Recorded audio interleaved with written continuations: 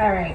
So, story time about how I had started my podcast in 2019 after I had gotten fired on some racist shit.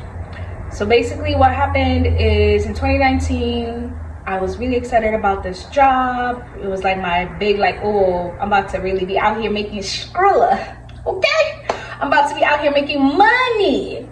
And this job, I was really excited to have it. And I also want to preface that I am a college dropout, so I don't have any degrees. I dropped out of college twice, so it's a little harder for me to get into corporate jobs that pay me well. So this job was really a blessing, and because I knew somebody who worked there, so that's how I was able to get the job. So anyways, so I'm really excited to get this job, and I'm working there 2 weeks in, and then next thing you know, and my manager was a white lady. So this manager, basically, I got moved to her team. I wasn't supposed to be on her team. They moved me to her team, and I'm like, why are they moving me to this lady's team? Next thing you know, this lady starts being really putting pressure on me to get things right, and I'm trying my best. And next thing you know, I get fired by 3 white women, and I was the only black woman, and they had me sign a severance package. So at that time, I didn't know what a severance package was. I was just yo, I come, I'm literally taking care of myself. I don't have parental support. I'm literally trying to figure it on my own.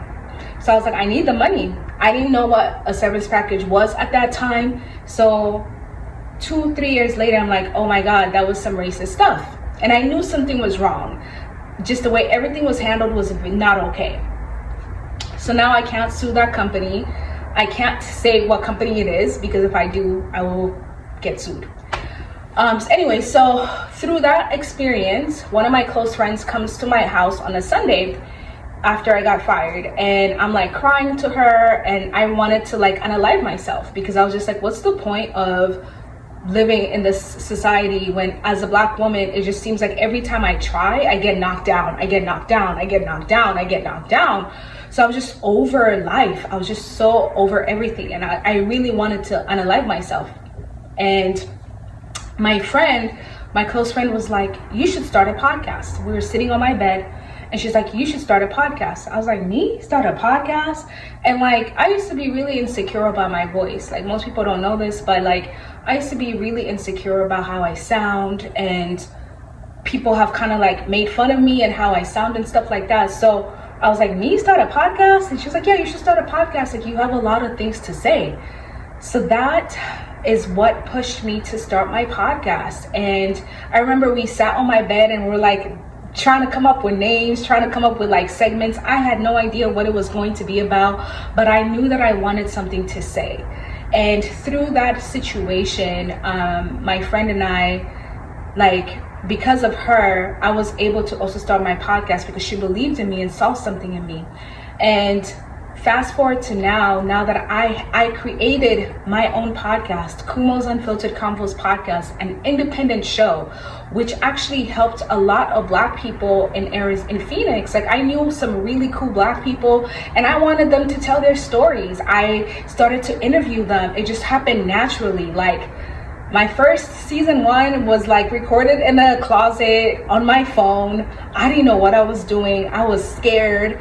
My first episode got deleted because I didn't know what I was doing, y'all. It literally got deleted, and I started crying. I was this is not for me. This is podcasting is not for me. And one of my friends was no, Kumo, you should do this. You're really good at this. You know how to captivate people. You know how to talk to people. And I just kept doing it, and I kept interviewing a lot of black people in Phoenix that I knew that were not getting platformed. And somehow, some way, my show ended up going into season 4. Now I have 4 seasons, and my voice is in 32 countries. I think 30 something countries, but still, to me, that's a big deal. And I've invested money in my show. I've been on podcast shows that I dreamt of being on. I've been on the Grapevine TV. I've been on Stranger Fruit podcast, like with Donovan Thompson, and I used to admire Donovan. So like, who would have thought that my show me being fired would bring me to a place of starting my podcast? So I just wanted to share that story. I don't know, I just felt like sharing that story because I think a lot of people don't realize like how much crap I've been through to be who I am today. Like, to me even talking to y'all and making this video, like, there was a time where I was really nervous to be on camera. I was really shy. Like, I was very insecure. Like, I used to beat myself up about being on camera and critique myself. I still do, even with my podcast. Like, every time I release an episode, there's so much negative talk that goes through my head. I'm like, oh my God, you sound like this. Oh my God. Like, I had to learn to get comfortable with my voice, and I can truly say that 5 years later, after being fired in 2019 and starting my podcast, I have found my voice. My podcast, Kumo's Unfiltered Convos podcast, has helped me find my voice. It has helped me tell Black stories that need to be told, and it has helped me to live an unfiltered life. I came up with the name. I put money down. I have put like, I have really put a lot of energy into my podcast, and I will never just let it go. Like, it's my baby, okay? It's my baby, and it gave a lot of Black people in Phoenix a space to feel seen. It made their Blackness feel validated. And again, this happened naturally. So I'm very proud of that. I'm very proud of what I have created, and I am coming back 10 times harder and 10 times better. I'm not stopping.